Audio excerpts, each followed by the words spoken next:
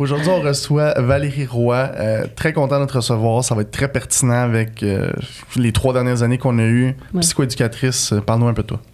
Bien, donc, je suis psychoéducatrice spécialisée en santé mentale adulte. Donc, c'est très peu connu encore dans ma profession. Je suis membre de l'Ordre des psychoéducateurs et psychoéducatrices du Québec aussi pour porter le titre. Puis, juste pour vous mettre un peu en contexte, là, c'est dans les années 80 que ma profession est née au Québec et c'est seulement en 2017 que l'Ordre a jugé qu'il y avait assez de psychoéducateurs qui travaillaient auprès de la clientèle adulte pour faire une ligne directrice claire auprès de cette clientèle-là. OK. Donc, Avant, c'était généralisé?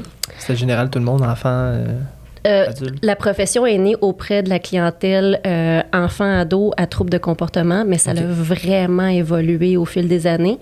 Puis là, on se spécialise dans les problèmes d'adaptation puis les capacités adaptatives. Donc, c'est vraiment comment est-ce qu'on s'adapte aux grands changements, comment est-ce qu'on réagit à ça pour essayer de retrouver notre bien-être puis essayer de répondre à nos besoins à travers ça. OK. Comment tu as vécu le COVID? Tu sais, si on recule, il y a 3 ans, qu'est-ce que ça a impacté dans ton travail? Mon Dieu, ça l'a vraiment explosé au niveau des demandes d'aide. Puis moi, j'ai vraiment appelé ça, je pense, dans le cadre d'une entrevue, c'était le facteur aggravant du siècle. OK? Selon mon opinion tout personnelle, dans le sens... Excuse-moi, juste pour comprendre, ça veut dire que ça allait déjà pas bien, puis là, ça a été comme le dernier coup de... C'est ça. Okay. Mettons que monsieur, madame X, OK, ont des difficultés, par exemple, à gérer les comportements de leur enfant, mais ils toffent la run. Puis que des fois, ça amène des tensions dans les communications dans le couple parce qu'on n'est pas d'accord sur comment monsieur gère les comportements puis comment madame gère de son côté à elle, puis on n'est pas en accord. Mais on toffe, on endure, on évite les conversations sur le sujet, on accumule, mais on fonctionne encore correct un peu dans ce désordre-là. Puis là, vient s'ajouter la COVID par-dessus ça, avec le confinement, les enfants qui viennent à la maison, la perte de repères au niveau des routines, et là, c'est too much, et la chicane pointe. Donc, c'est ça un facteur aggravant. Ça vient précipiter le moment où on se gère dans notre déséquilibre puis dans notre inconfort à on se gère plus pas tout. OK. Puis, quand tu parles de facteurs aggravants, j'imagine qu'il y a la COVID qui en était un gros. Comme tu disais, ça était le facteur du siècle. Oui. Y en a-tu d'autres facteurs que tu as vus dans les dernières années qu'on n'a pas nécessairement parlé aux nouvelles? Bien, là, on en parle en fait aux nouvelles, mais juste le contexte financier actuel, donc avec la hausse des taux d'intérêt, l'inflation qui a augmenté, ça, je le vois. Puis c'est ça que j'ai partagé avec Valérie Leboeuf à 98.5, dans le fond, lors d'une récente entrevue, où ça devient un autre facteur aggravant post-COVID, là, okay. Où ça devient assez présent. C'est comme, ça devient un peu une trame de fond sur le suivi. C'est ça, je dis, avant, il y avait la trame de fond COVID, où on a des difficultés de couple, on a un stress au travail, puis en plus, il y a la COVID. Bien là, c'est un peu le même principe. En plus, tout coûte cher. En plus, tout coûte cher. En plus, bien, les petits plaisirs qu'on s'offrait pour essayer de toffer la run, de s'évader un peu dans le cinéma, s'évader dans le resto, s'évader dans des escapades, bien là, ça commence à coûter bien très, très cher, de sorte qu'il y a plus de conséquences à y aller parce que ça coûte cher sur le budget, ça impacte la capacité de payer l'épicerie, payer l'hypothèque, tout ça. Donc là, il faut s'empêcher ces petits plaisirs de la vie-là. Donc, ça vient vraiment, encore une fois, ça devient comme une espèce de trame de fond, là. Est-ce que tu sens que les gens qui contactent, est-ce que c'est des gens qui passent directement, ils te contactent, ils prennent rendez-vous avec toi? C'est comme ça que ça fonctionne ou... Oui, moi, dans le fond, j'ai plusieurs partenariats d'affaires. Donc, je suis consultante pour Réseau Psy, mais on peut également me contacter directement. Puis, j'ai passé par ce modèle-là de consultante pour un tiers comme Réseau Psy, surtout au début de ma carrière, encore une fois, parce que la psychoéducation, c'est très peu connu. Donc, je suis travailleur autonome. Mon revenu vient des clients que je reçois, mais mes clients ne connaissent pas ça, la psychoéducation. Ou ce qu'ils en connaissent, c'est pour les enfants, pour les ados dans les écoles. Donc, moi, je recevais des demandes de consultation, mais pour gérer des comportements d'enfants. Et je les refuse parce que c'est pas ça mon expertise, c'est pas là-dedans que je me suis formée. Donc là, ben, j'ai passé par des tiers comme Réseau Psy pour augmenter ma clientèle en tant qu'entrepreneur. Je me considère un peu comme entrepreneur, travailleur autonome. Donc, on adapte. On se trouve des stratégies. Mais depuis à peu près un an et demi, j'ai commencé à faire du marketing de contenu sur les réseaux sociaux. Donc, de faire des vidéos qui expliquent qu'est-ce que je fais, le genre d'intervention que je fais. C'est sûr que c'est du contenu général sur les réseaux sociaux, mais c'est là que ça commence à payer pour moi. OK. Fait que dans le fond, tu fais de la sensibilisation dans tes contenus? Je vais aborder les sujets qui reviennent le plus souvent dans mes consultations, puis les conseils que je donne le plus souvent pour ces mêmes sujets-là. OK. Encore une fois, dans l'idée générale qu'on peut donner, parce que, tu sais, chaque cas est différent, là, absolument. Exactement, c'est vraiment du cas par cas. Mais ça reste qu'il y a des conseils que je me dis, voyons, il me semble que ça fait un mois là, que je donne le même conseil à ces gens-là de comment gérer le stress ou comment aborder, remonter des symptômes d'humeur, surtout l'hiver. Donc, je vais en faire une vidéo, une petite capsule vidéo de contenu. Puis, est-ce que tu trouves que les gens, ils passent par-dessus leur orgueil pour pouvoir te contacter? Est-ce que, vu que c'est comme pas vraiment connu, ta spécialité, est-ce que tu sens que les gens sont comme, écoute, je sais pas ce que tu vas faire pour m'aider, mais comme, go, might as well, juste te rencontrer, puis on va voir. Est-ce que tu ressens ça? Oui, ben oui, ça arrive, puis je le prends pas personnel. Tu sais, c'est vraiment... ils se montrent très vulnérables en disant ça. C'est comme... souvent, c'est ça qu'on va me dire. Je cherche un psychologue, mais il y a tellement de listes d'attente dans le réseau public. Les psychologues au privé sont débordés. Fait que, ben, je t'ai comme trouvé toi par hasard. Là. Je sais pas trop qu'est-ce que tu fais. Ben, c'est ma responsabilité à moi de bien le vulgariser puis l'expliquer. C'est quoi la différence entre un psychologue et une psychoéducatrice? Ah, ça, j'allais souvent comme question. Et voilà. OK. Petit bémol, quand je parle d'une profession qui n'est pas la mienne, OK? Donc, je vais vous partager une définition que j'ai validée auprès d'un psychologue même, OK? Pour vraiment être sûr que je ne suis pas dans le champ. Puis le but, c'est pas de lui planter un psychologue, là. Ils sont tous pertinents. C'est juste que c'est deux choses différentes. C'est des carrés de sable différents. On a chacun nos carrés de sable, puis oui, des fois, les frontières se brouillent un peu. Mais dans le fond, le champ de pratique d'un psychologue, c'est le fonctionnement cognitif. Donc, vraiment, comment ça marche là-dedans. T'sais, si tu veux comprendre le pourquoi du comment tu réagis d'une certaine façon, puis vraiment comprendre tous les chemins, puis ça vient de où, c'est plus le territoire du psychologue. OK? Tandis que psychoéducateur, on est vraiment plus dans le ici-maintenant, puis dans l'observable. OK? Comment tu réagis devant une situation difficile. On est vraiment axé sur l'adaptation à un changement, l'adaptation à une situation particulière. Tu sais, par exemple, un client qui souhaitait vraiment avoir une grosse promotion où est-ce qu'il travaille, puis finalement, il l'a pas, c'est son meilleur chum de travail qui l'a eu. Comment tu réagis à ça? Comment tu t'y adaptes? Tu sais, si tu sais pourquoi ça vient te chercher, pourquoi c'est important pour toi, puis que tu comprends ça vient de où, mais que malgré ça, tu as de la misère à réagir comme du monde, puis que tu gardes cette grogne-là en dedans, c'est en train de contaminer ta relation avec ton collègue que tu aimais, puis qui en plus, il est devenu ton nouveau boss. Fait que tu veux préserver la relation. Fait que l'aspect adaptation, c'est vraiment du champ de la psychoéducation. OK. Puis... Moi, ce que je me posais comme question, on en avait parlé un petit peu avant le podcast, mais au niveau de la retraite, tu m'en as parlé un petit peu.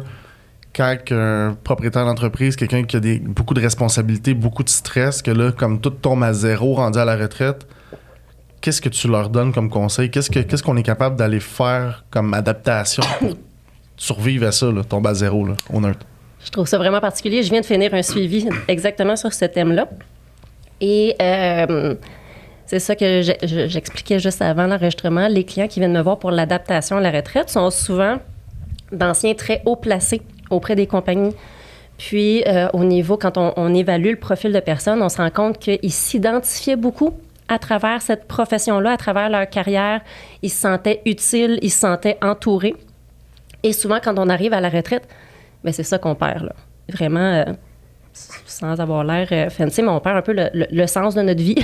Oui, l'identité. Exactement. Comme moi, je suis un propriétaire d'entreprise. Exactement. Là, j'ai vendu l'entreprise, je suis qui, tu sais. Fait que...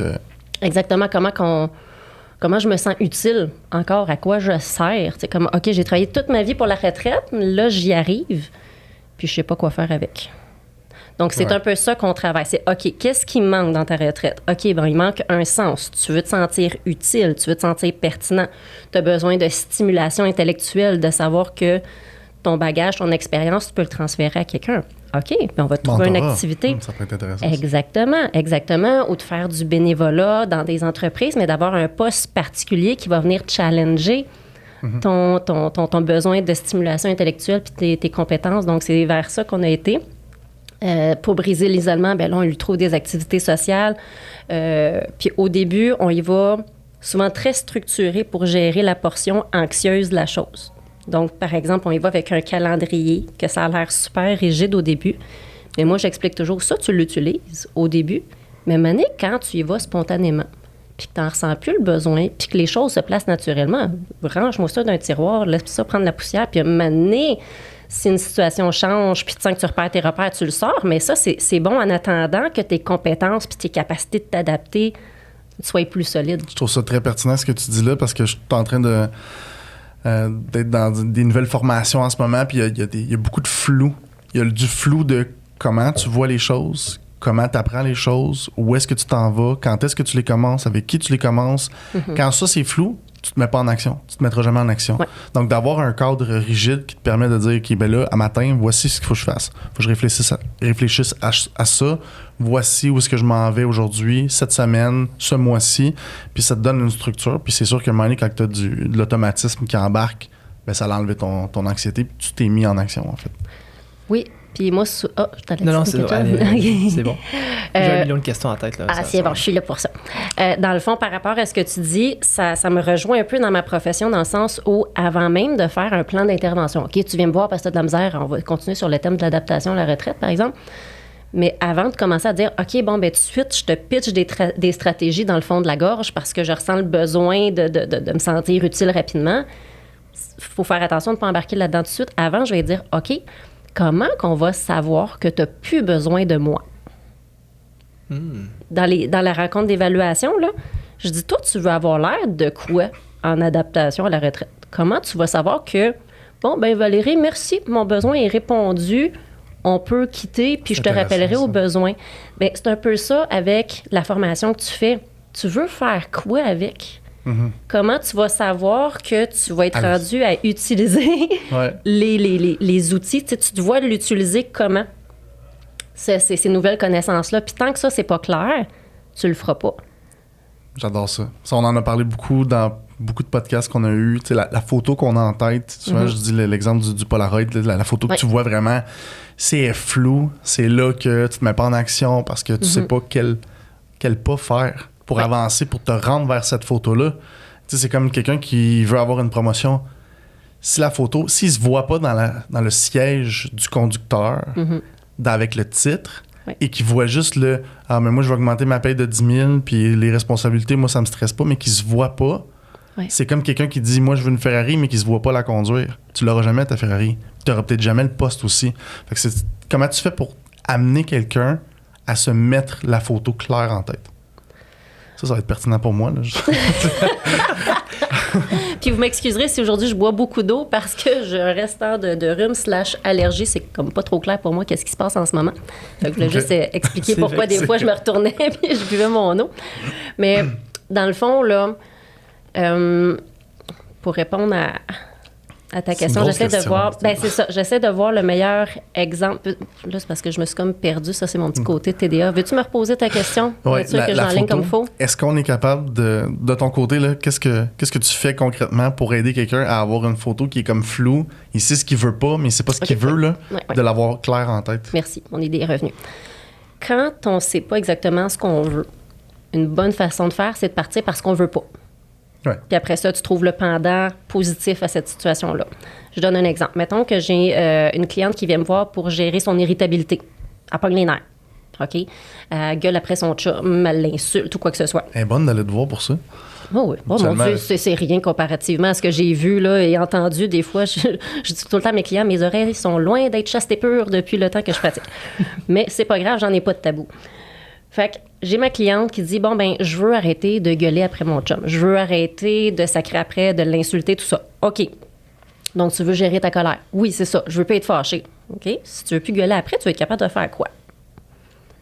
Ben, tu sais, là, tout d'un coup, ça devient plus clair. Quand on y va dans du petit détail, je veux plus l'insulter. OK, bon, ben je veux peut-être lui montrer plus de respect d'abord. D'accord. Fait que j'ai plus le droit de sacrer, mais il faut que j'utilise des mots respectueux. Si je veux plus gueuler, bon, ben, pendant positif, ben, je veux peut-être avoir un ton plus calme, plus soutenu. Tu sais, ralentir la vitesse à laquelle je parle. Excellent. si je veux plus, tu sais, vraiment comme péter des coches ou le bousculer, des fois ça arrive, de la violence, bien, je veux être capable de me retirer avant d'en arriver là. Excellent. Fait que c'est là qu'on va dans le menu de détail de ce qu'on veut plus, puis on y trouve le pendant approprié. Je trouve ça extrêmement pertinent parce que j'adore ça, les podcasts qu'on fait, que je me vois, et on dirait que c'est comme, je parle à quelqu'un qui est comme moi, mais pas dans le même corps, là. Je sais pas, on dirait on a comme deux travails complètement différents, puis je fais exactement la même chose de mon côté. C'est quand que je fais l'analyse, j'ai remarqué que les gens, quand ils me répondent rapidement, je veux ça, je veux pas ça, c'est rarement leur réponse. C'est rarement clair en tête ce qu'ils veulent puis pourquoi ils le veulent. Puis c'est quand tu fais le pourquoi, du pourquoi, puis tu développes, là tu prends la réponse puis finalement tu vois que c'est la réponse de sa mère, c'est ce que la société veut, c'est ce que c'est ce que ça. Fait que tu fais un petit peu la même chose, c'est que là c'est comme, il y a une réponse quelque part mais qui est floue, puis là tu amènes ça vers quelque chose de plus concret, j'adore ça. Moi j'appelle ça la technique du puis après. Puis après. Ouais. Oui. Moi, c'est pourquoi. Okay. Toi, c'est puis après. C'est ça. Ouais, c'est bon. Fait que mettons qu'on change pas le comportement, de dire, c'est important pour moi de plus gauler après mon chum. OK, puis elle sait pas trop qu'est-ce qu'elle veut faire comme différent. Pourquoi tu veux le changer? Je sais pas, ça n'a juste pas de bon sens. OK. On va continuer, on va jouer au puis après. Mettons que tu continues puis tu changes rien. Puis tu continues à gueuler avec ton chum à soir. Là. Puis après, il se passe quoi? Ah, ça va être encore tendu. Là. Puis là, la dernière fois, il m'a menacé là, que ça se pouvait qu'ils remettent notre couple en question. Là. C'était comme sous-entendu. OK. Puis tu changes rien. Puis après, il se passe quoi? Là? Vous continuez vos conversations escalades. Puis après, il se passe quoi? Ah ça pourrait prendre une semaine ou deux, ou peut-être moins que ça, là, mais ça se peut qu'il aille découcher chez un ami, il l'a déjà fait. OK, là, on commence à prendre des pauses. Puis après, il se passe quoi? Puis on joue tout le temps au puis après, jusqu'à ce que maintenant, on se rende compte que je risque de perdre mon chum. C'est ça qui risque d'arriver, puis c'est ça que je veux pas. Mais si je veux pas le perdre, pendant négatif, qu'est-ce que je veux? J'adore. C'est pas juste de le garder, c'est d'améliorer la qualité de la relation aussi. On va au-delà de juste « je veux qu'on reste en couple ». Rester en couple pour rester en couple, mais qu'on se crie par-dessus la tête, ça fait pas de sens, là. Tu dois avoir beaucoup de ça aussi. Les gens qui sont en couple juste pour être en couple, parce qu'ils sont habitués, ils sont à l'aise là-dedans, ils vont pas dans l'inconnu, ils veulent pas aller... C'est rare qu'ils vont en thérapie, ces gens-là? Ils vont te suivre, ils posent des questions quand tu t'aimes pas, en fait, là, t'es en couple? Oui. Oui, oui. Ils vont quand même en thérapie pour... Ah oui. J'ai un peu... Puis après, les deux prophètes, puis après, bon, étrangement, j'offre le service d'intervention conjugale.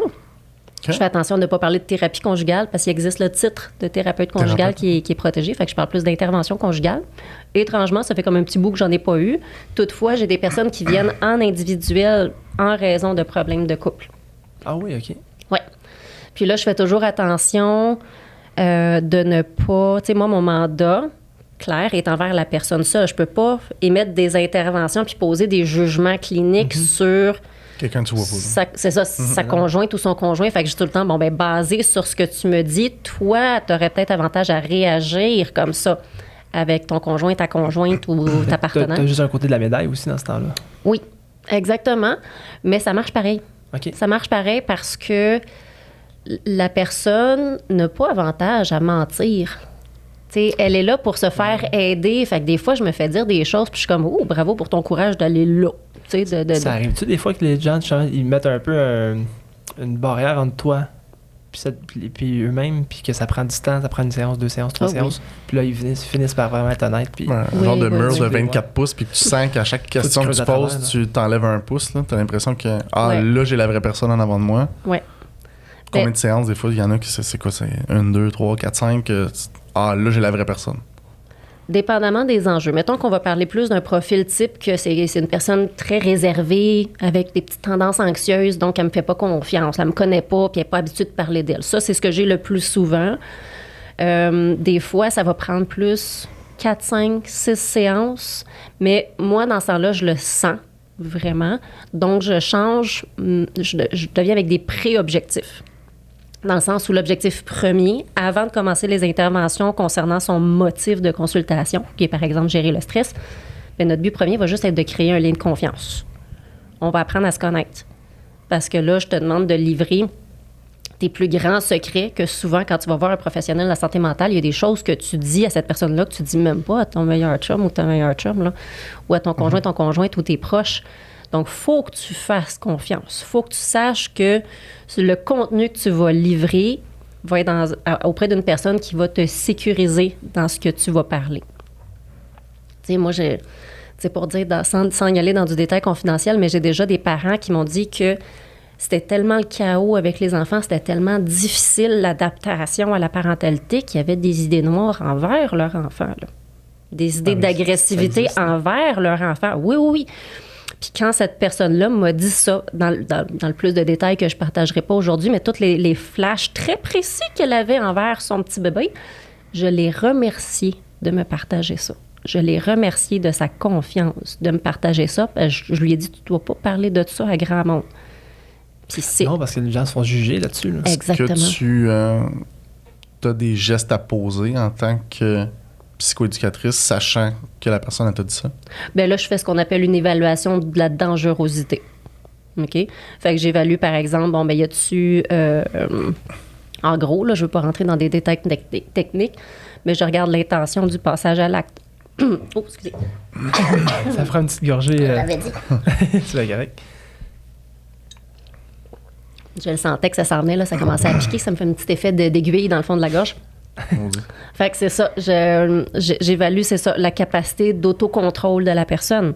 Je regarde si elle sent qu'elle peut s'améliorer. Tu sais, je regarde plein de choses, là. Tu sais, y a-tu des moments clés où elle a l'impression qu'elle est en perte de contrôle, puis on va mettre un filet de sécurité pour ces moments-là très particuliers. Donc, oui, on rentre plus dans de l'intervention d'urgence, puis après ça, on va travailler les enjeux de fond une fois que tout le monde est en sécurité. Puis, travailles-tu avec les gens, les incarcérations, les prisons? Est-ce qu'il y a des centres de correction, je veux dire? Est-ce qu'il y a des... Non. Non, mais le pourquoi je souris, c'est que j'ai déjà... pertinente, dans le fond, dans ce domaine-là? Ça, je le sens. Ah oui. Ça, c'est sûr. Puis, entre vous et moi, mon conjoint, il n'aurait pas voulu, là, mais j'ai déjà pensé postuler pour une prison. Ah oui, OK. Vous m'avez vu, là, tu sais. Ça clash-tu? Clairement. Je suis comme haute comme 3 pommes, puis j'irai avec les incarcérés. Donc, tu sais, mon conjoint n'avait pas confiance en ma capacité de me sécuriser, moi, là-bas.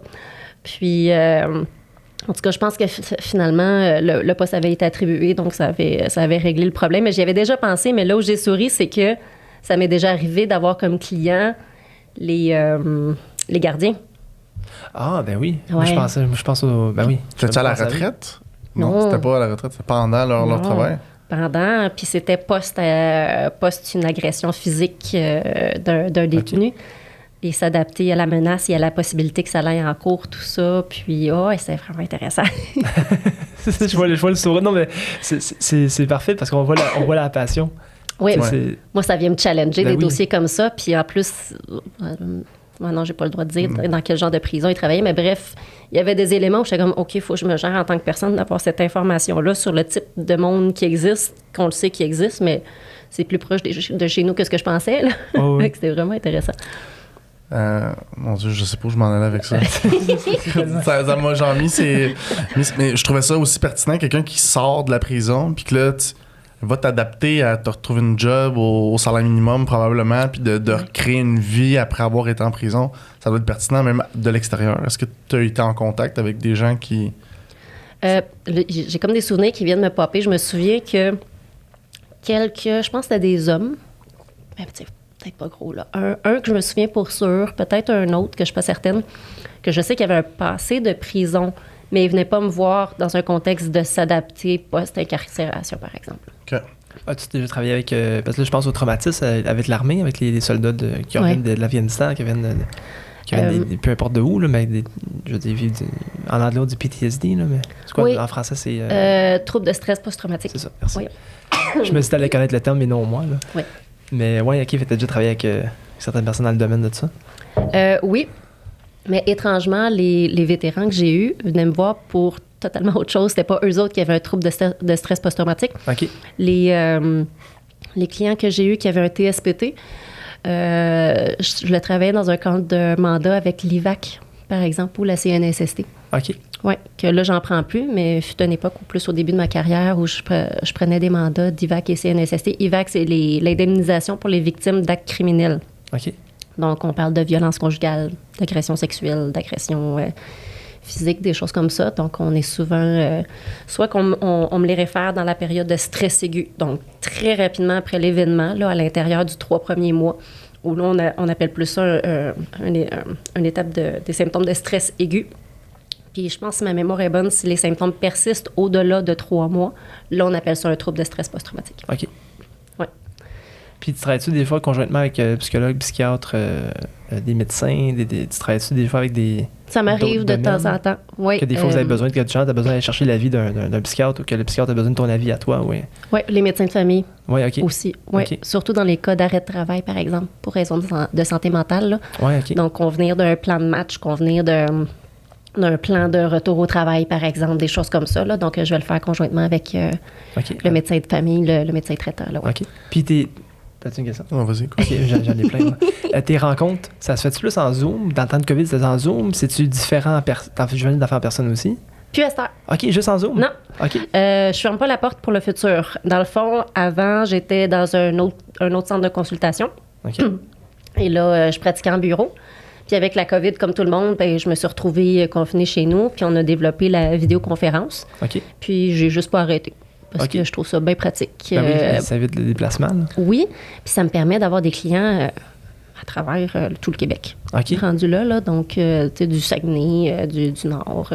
J'aurais pensé aussi, des fois, il y a certaines personnes qui auraient besoin de la confidentialité, d'être dans un bureau avec toi, puis que il n'y a rien autour, il n'y a personne. Oui, bien, j'ai établi des règles claires. En fait, OK. J'ai un document de consentement supplémentaire, comme je donne de la OK. vidéoconférence, avec des directives claires sur comment eux doivent s'assurer d'être dans un endroit OK. calme. Tu sais, par exemple, quand les clients m'appellent pour demander si j'ai encore des disponibilités, si je prends des nouveaux clients, bien, j'explique que mon service est uniquement en vidéoconférence, donc ils doivent s'assurer d'avoir un endroit où ils peuvent protéger leur confidentialité de leur côté à eux. Mm-hmm. Moi, j'ai mon bureau à moi qui est fermé, qui est barré. J'ai mes écouteurs souvent ou la majorité du temps, ben, je suis toute seule à la maison. Mm-hmm. Mais je garde quand même mon bureau fermé au cas où. On ne sait jamais. Donc, c'est ça. J'ai vraiment des balises claires pour les clients pour ce côté-là. OK. Puis qu'il y a une préparation, justement.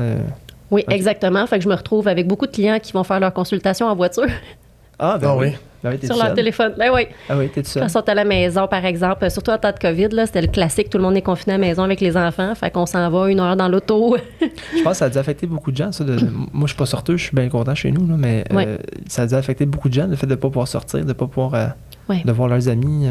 Ça a dû affecter bien. T'entendais-tu des fois, attends 2 petites secondes, Valérie, on va te prendre un gros 2 laits.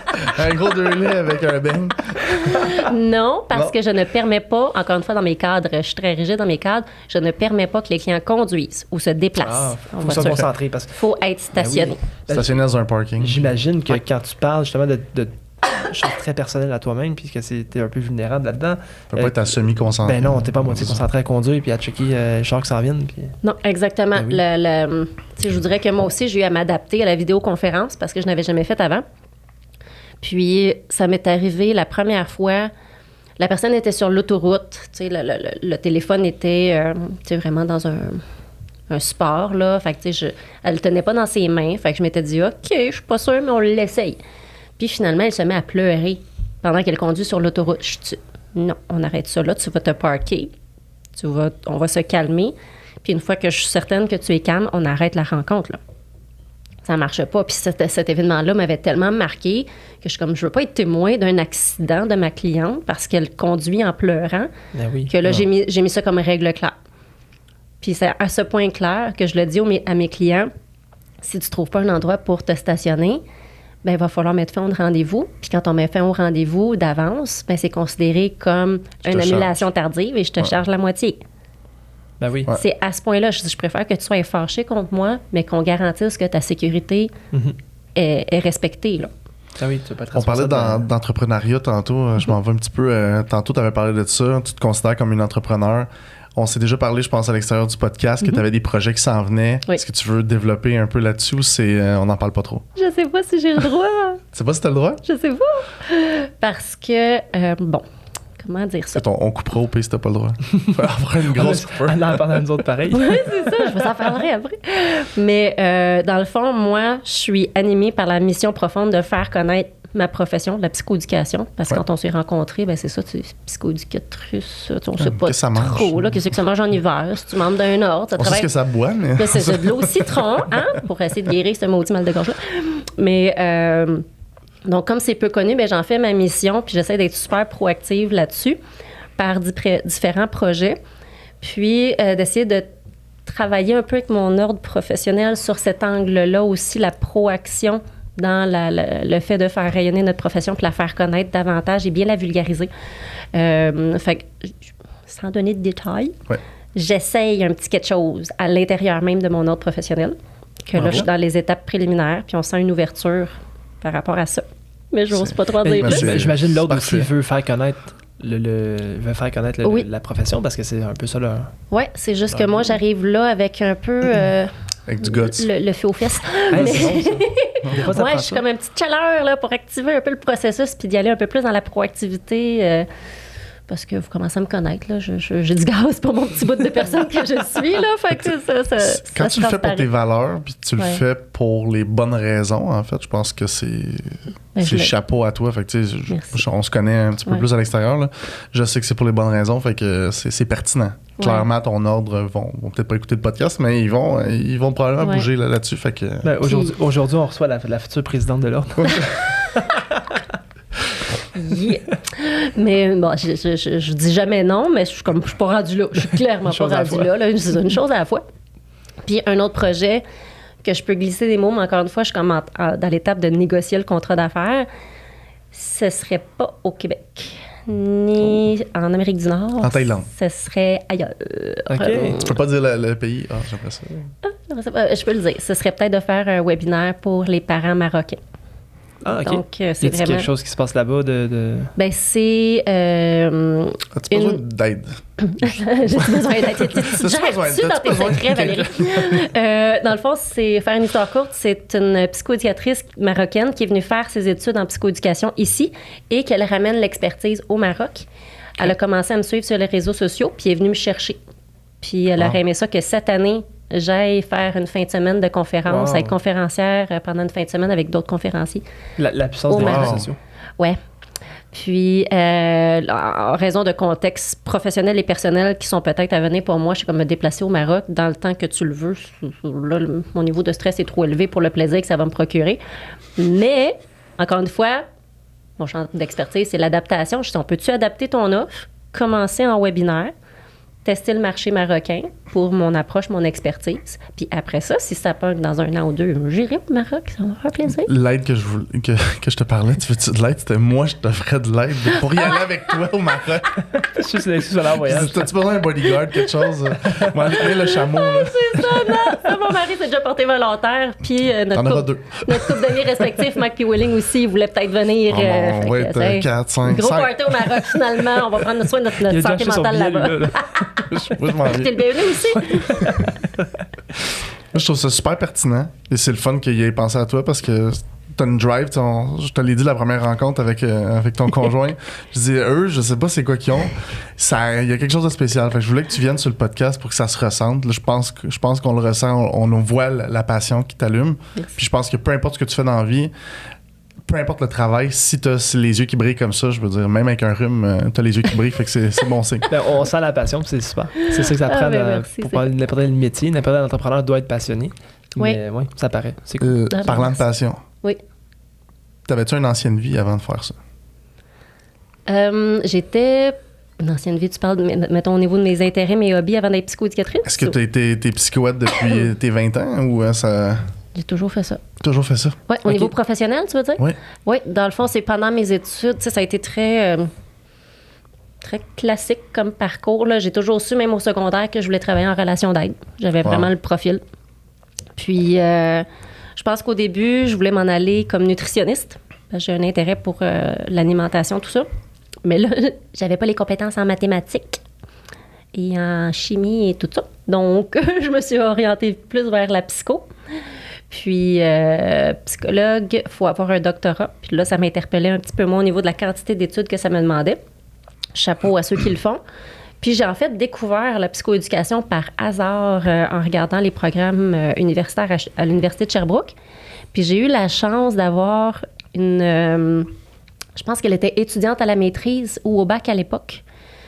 Je ne le sais pas. Honnêtement, j'ai vraiment plus de mémoire depuis mes 2 précieux enfants.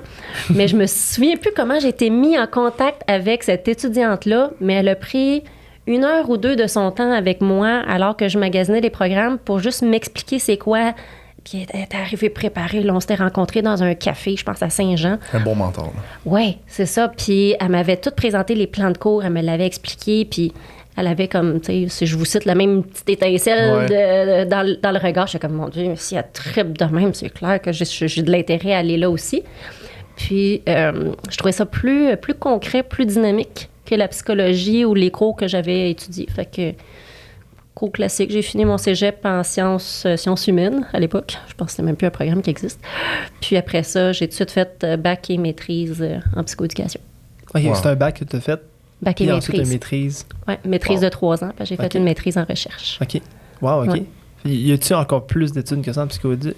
J'ai été invitée au doctorat suivant le résultat de mon mémoire de recherche, mais j'ai gracieusement remercié. Est-ce que tu avais des enfants quand ils t'ont offert ça? Non, mais j'avais hâte d'avoir une vie. Puis...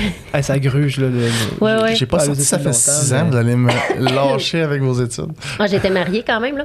Je me suis mariée jeune. Mais c'est ça, c'est plus... J'avais hâte de pratiquer ma profession. Ouais. Puis, ça avait tellement été stressant finir ce maudit mémoire-là de recherche, malgré que j'ai fini avec un A+. Je suis quand même très fière, mais je paye encore le coût sur ma santé en raison d'un diagnostic qui est resté depuis ce temps-là, mais que je gère très bien. Puis, fait que j'ai dit non pour le doctorat, mais... C'était sur quoi le mémoire? Oh mon Dieu! C'était complexe.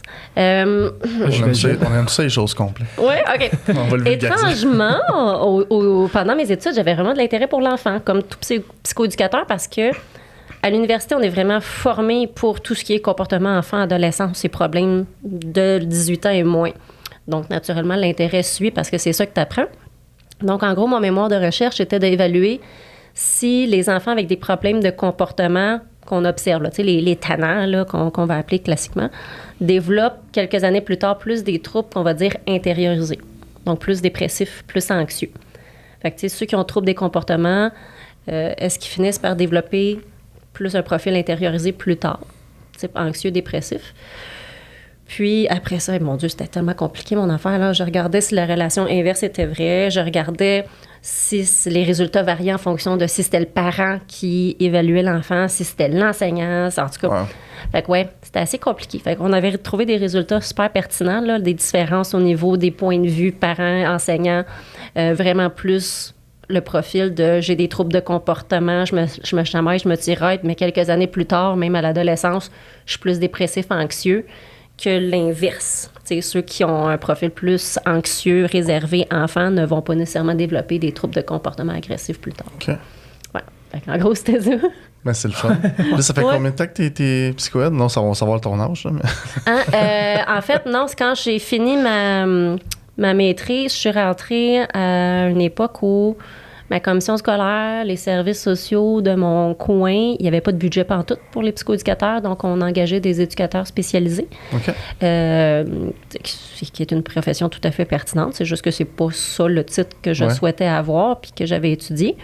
Mais je l'ai fait, puis c'est depuis 2017. Tu étais un peu surqualifié pour la job, dans le fond. Là, je veux faire attention parce que je ne veux pas dénigrer l'éducation spécialisée, mais c'est comme des champs de pratique un peu plus différents. Il y a un aspect vraiment plus macro en psychoéducation, de regarder toute la dynamique, comment toutes les choses interagissent ensemble. On évalue beaucoup quand même pour aller dans du très, très, très précis. Mais pendant longtemps, là, même encore à l'interne, on regarde les éducateurs spécialisés puis les psychoéducateurs dans les écoles. Souvent, les psychoéducateurs vont faire le plan d'intervention. C'est un peu comme l'architecte, là. Puis après ça, l'éducateur spécialisé va être le bâtisseur. C'est lui qui va être sur le terrain avec l'enfant puis qui va appliquer le plan. Là. Ben, c'est ça. Ma femme est infirmière. Oui. Puis elle est en train de faire son bac en ce moment. OK. Puis entre elle, une infirmière bachelière, une infirmière technicienne ou une infirmière auxiliaire, c'est 3 jobs. Oui, il y en a un qui a plus de qualifications que l'autre, mais les 3 sont importants pour faire marcher la patente au complet. Là. Mais c'est pas faire planter personne. C'est pas ça le... Non. Mais c'est que des fois, sur terrain, dans les milieux de travail, il manque tellement de personnel que, tu sais, puis comme infirmière aussi, des fois, tu tu prends des tâches Ouais, pour compenser, puis ça devient un peu flou, puis ça entretient un peu la confusion au niveau des frontières puis des champs de pratique de chacun. Oui. Vas-y, t'as d'autres questions? J'en ai 1 million, puis là, je les ai perdus. Mais, je vous ai tout mêlé, là. Toi, t'avais des questions pour nous tantôt. Oui. J'aimerais savoir, en fait. C'est ça, on tourne la caméra. Je te rassure, dans toute communication publique, je n'ai pas le droit d'aller dans du clinique et personnel avec vous autres.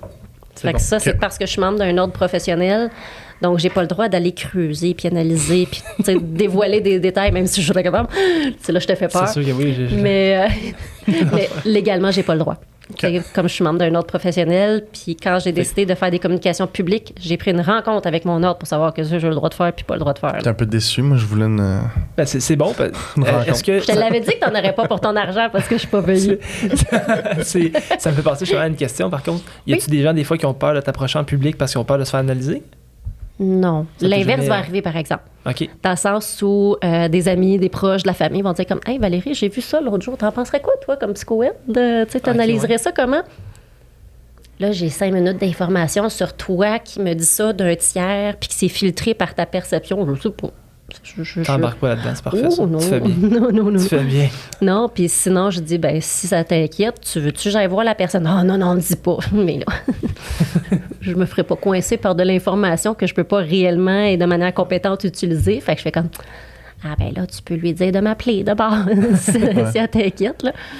Mais ouais, mais sinon, les questions que j'avais pour vous autres, parce que dans chacune de vos professions, toi qui es sur le marché plus immobilier, c'est ça que j'ai compris. Oui, c'est ça. Puis toi, en sécurité financière, je suis convaincue que vous avez à adresser une certaine portion psychologique ou santé mentale ou émotionnelle, humeur de vos clients. Fait que je me demandais qu'est-ce qui vous challenge le plus par rapport à ça? Tu commences-tu ou je commence? Moi, je peux commencer.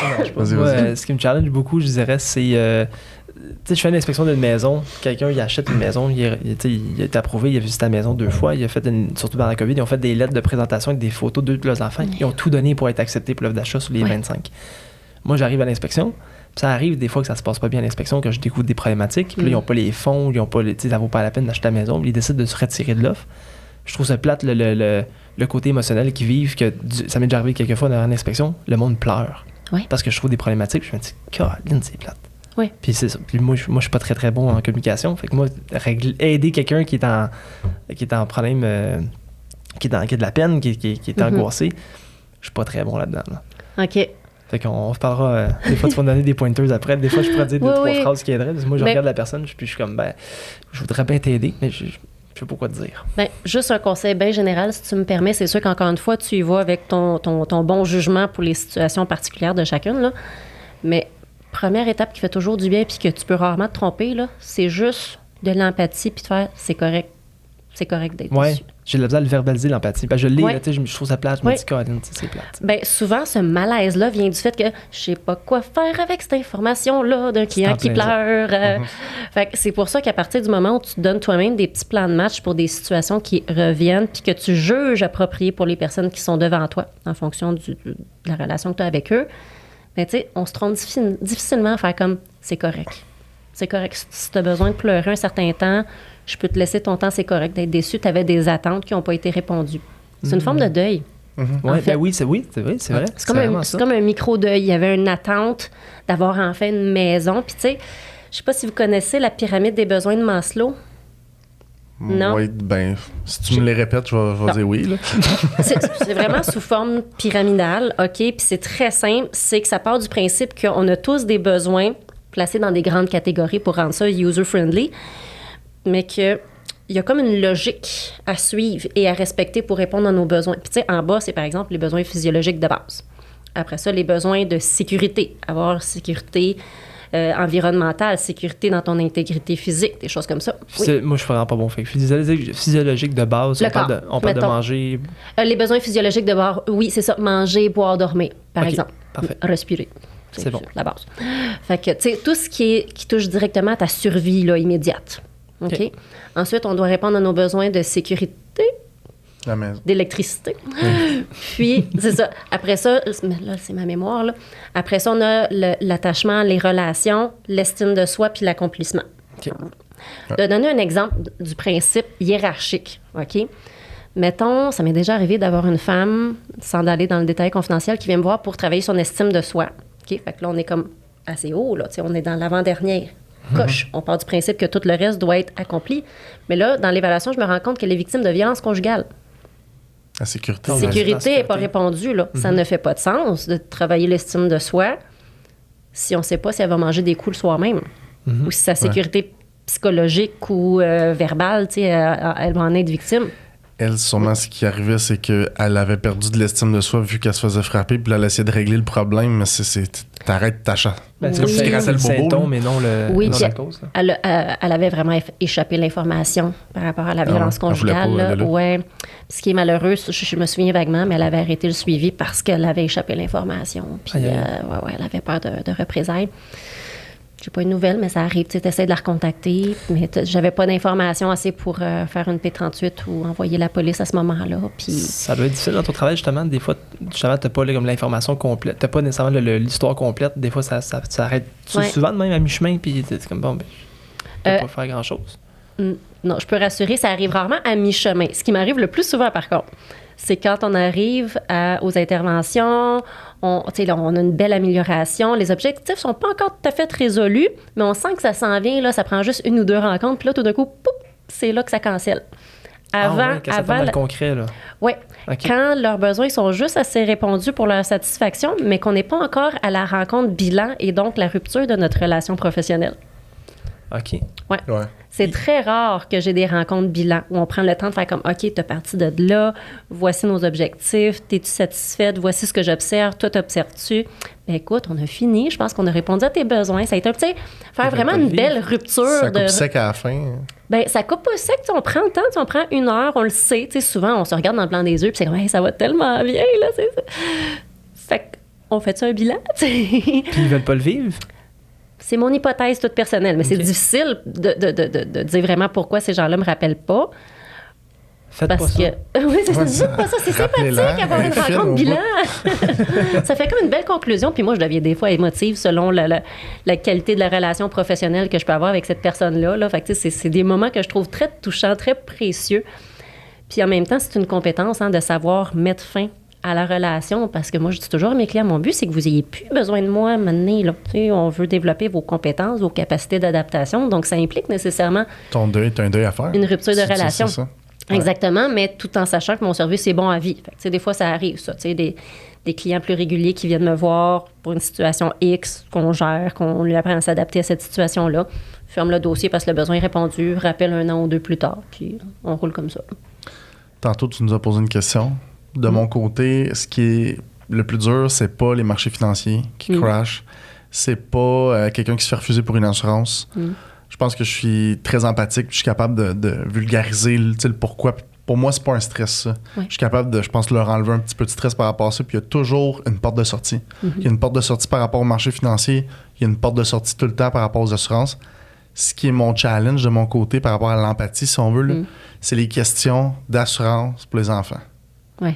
Ça, là, ça fait 3 ans que ça me donne une boule dans le ventre. C'est un petit peu moins pire, mais c'est un challenge pour moi d'arriver puis de leur dire, s'il arrive un cancer à votre enfant, s'il arrive une maladie grave, qu'est-ce que vous voulez qu'il arrive? Est-ce que c'est important pour vous d'avoir un montant qui vient vous aider? Est-ce que vous allez avoir de la famille qui va venir vous aider? Qu'est-ce que vous voulez? Est-ce que madame va rester à la maison? Est-ce que monsieur va rester à la maison? De pas... les gens ont tendance dans la vie, puis je m'inclus là-dedans, de procrastiner des choses qui nous fait peur, qui nous fait mal. C'est anxiogène, c'est flou, puis on veut pas aller là. On le sait que ça fait mal. On évite. Le corps veut pas aller là. Tu veux pas penser à ce que ton enfant décède ou une maladie grave. Fait que la boule pour moi est que je me visualise avec mes enfants. Ça me pogne dans le ventre. Les clients, je le sens qu'il y a un mur qui se crée, même quand j'étais rendu proche d'eux, là, il y a un mur qui se recrée. Puis c'est difficile parce que là, il y a un mur, ils sont comme, ça me tentait pas d'aller là. On avait du fun, on riait, puis faut que je les pose ces questions-là. Qu'est-ce que tu me donnerais comme suggestion? Là, c'est peut-être précis, trop précis. Non, c'est correct. Non, j'avais déjà des idées en tête, puis d'ailleurs, je vais réutiliser tes propres mots. 2 choses. Premièrement, sais, dans l'aspect, on a tous des sujets qui viennent nous chercher un peu plus. Toi, c'était quand il arrive un refus. Toi, c'est quand tu parles d'assurer les enfants.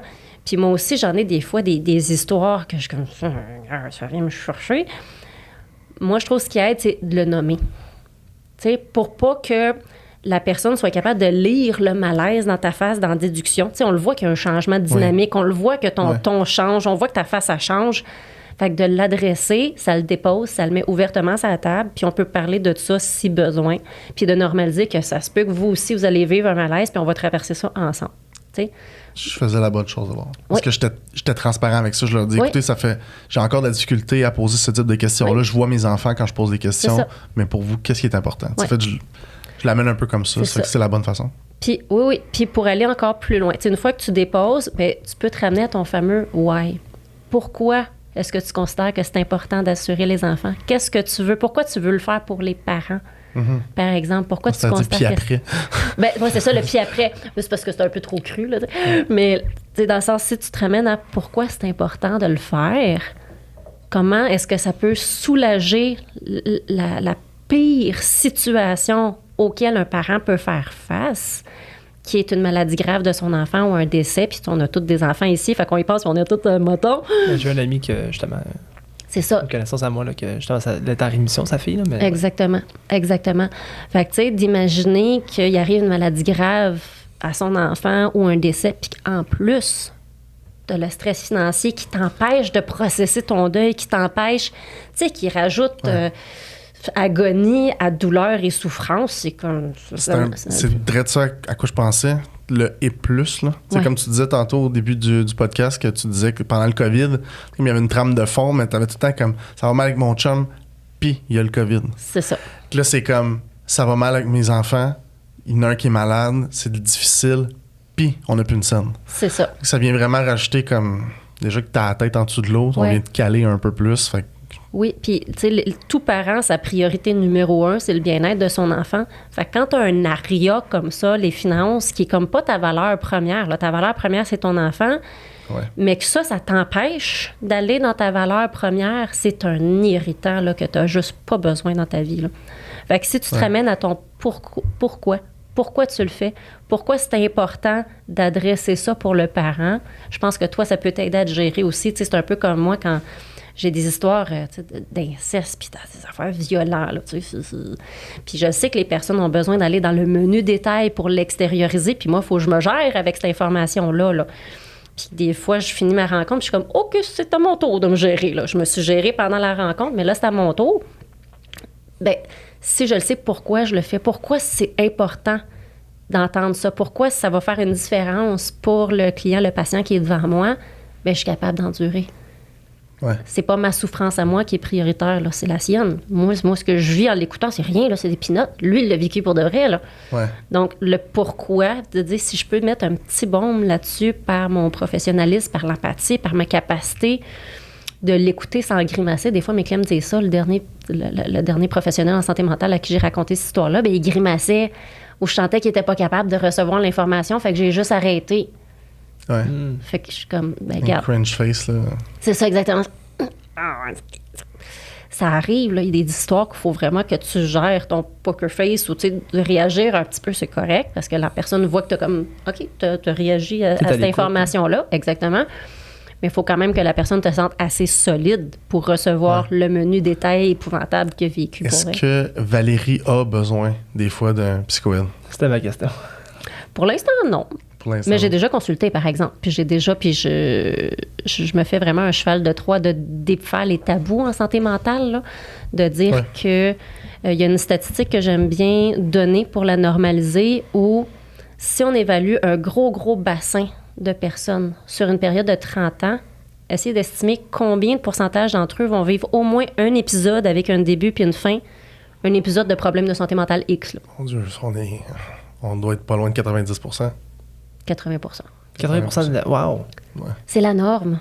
C'est vraiment la norme d'avoir, en quelque part dans sa vie, un moment noir, un moment difficile avec symptômes de certains troubles ou avec un trouble diagnostiqué. c'est la norme. Moi, je l'ai vécu, c'était à la fin de ma maîtrise. Parce que je vous l'avais dit qu'elle avait été ardue, puis c'est pour ça que j'avais refusé le doc. Mais, tu sais, je l'ai vécu. J'ai consulté à ce moment-là, j'ai utilisé le traitement qui était nécessaire, mais parce que j'ai réagi vite, puis que j'ai utilisé toutes les ressources professionnelles disponibles, bien, ça n'a pas été un enjeu. Tu sais, fait que c'est normal. Fait que, tu sais, actuellement, non. Mais je te dirais que je suis allée me chercher du coaching professionnel, par exemple. J'ai comme eu ce flash-là, là, au sens où c'est vraiment dans les 6 derniers mois que ma carrière a comme pris plein de nouvelles ramifications. Là. Je me pitche un peu partout. Puis j'avais de la misère à prioriser, puis à gérer les projets, puis ça me créait beaucoup de l'anxiété. Mais je sentais pas qu'on était à un niveau clinique. Sinon, je serais allée me chercher un professionnel de la santé mentale sans problème, puis on s'entend que je suis bien pluguée, là, vu que je travaille là-dedans. T'as moins de liste d'attente. Tu sais lesquels consulter, lesquels ne pas consulter. Exactement, je suis bien entourée, je suis chanceuse. Mais ça reste qu'en raison de mes besoins, je suis plus allée vers du coaching professionnel, puis je l'ai bien choisi en fonction de ses études, ses compétences et tout ça, là. Puis ça a répondu à mes besoins, puis à cette heure, j'ai mes devoirs, puis j'ai ma structure, puis ça m'aide. Il y a quelque chose qu'on voulait te poser comme question. Oui. Est-ce que tu as des entrepreneurs ou des professionnels qui t'inspirent en ce moment, qui sont québécois, que tu aimerais qu'on reçoive sur le podcast, que tu trouves que ça serait très pertinent? Ah, pour le podcast, mon Dieu. Parce que j'ai des inspirations professionnelles.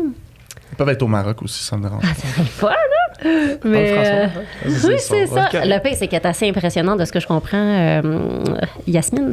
Mais une qui m'inspire beaucoup au Québec, c'est Mélanie Bilodeau puis Sarah Hamel. C'est 2 psychoéducatrices, puis qui font vraiment, sont très, très proactives dans leur approche, dans leur communication publique, de vulgariser la profession. C'est juste qu'eux, sont très centrés sur l'enfance.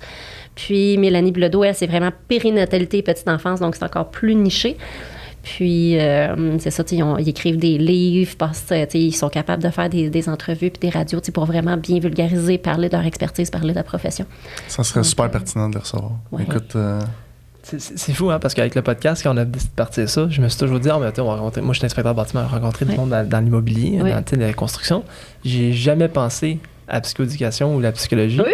Pourtant, ça rentre très bien dans le nom, la maison et le portefeuille. Oui. Ça rentre très bien dans le nom, puis je pense que mon entrevue préférée à date. Oh, mon Dieu, high praise, merci.